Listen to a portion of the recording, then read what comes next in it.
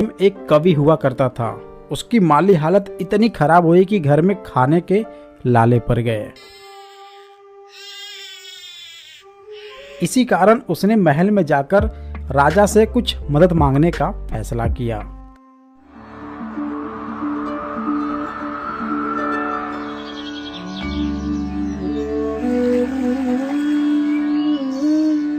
राजा के बुलाए जाने पर उसने अपनी कविताएं पढ़नी शुरू कर दी।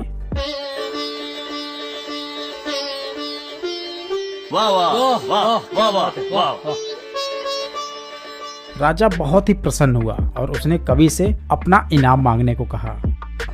कवि ने मोहरों से सजे शतरंज की ओर इशारा करते हुए कहा, महाराज, अगर आप पहले खाने में चावल का एक दाना रखें और हर खाने के लिए उसे दुगना करते जाएं, तो मैं समझूंगा मुझे मेरा इनाम मिल गया।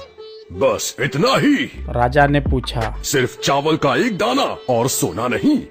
जी हाँ महाराज। तो फिर ऐसा ही हो। दरबारियों ने चावल के दाने रखने शुरू कर दिए। अब क्लाइमेक्स यहाँ से स्टार्ट होगा। पहले खाने में 1, दूसरे खाने में 2, तीसरे खाने में 4, चौथे में 8 और इस तरह वो रखते गए। जब 10वें खाने में चावल रखने की बारी आई तो उन्हें चावल के 512 दाने रखने पड़े।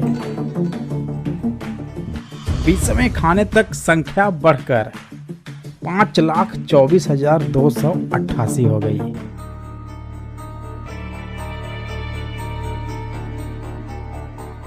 आधे हिस्से तक आते आते 32वें खाने में चावल की गिनती 214,74,83,648 हो गई और देखते ही देखते ये गिनती अरबों से खरबों में पहुंच गई। आखिरकार वहां के राजा को अपना पूरा राजपाट उस चतुर कवि को सौंपना पड़ा और इसकी शुरुआत चावल के सिर्फ एक दाने से हुई थी। इस कहानी से हमें ये सीखने को मिलता है कि चक्रविधि की ताकत को कभी भी कम नहीं आंकना चाहिए। और सेम ऐसे ही होता है network marketing direct selling industry में। यहाँ पर भी ऐसे ही लोग 1 से 2, 2 से 4, 8, 16, 32 होते चले जाते हैं और ठीक उनके साथ साथ उनकी कमाई ही ऐसे ही बढ़ती चली जाती है।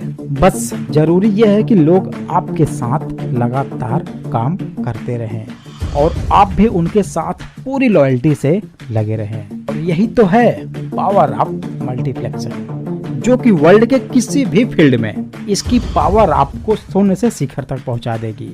तो इसलिए इसे मात्र जोड़ने वाला काम है, यहाँ तक ही न आके।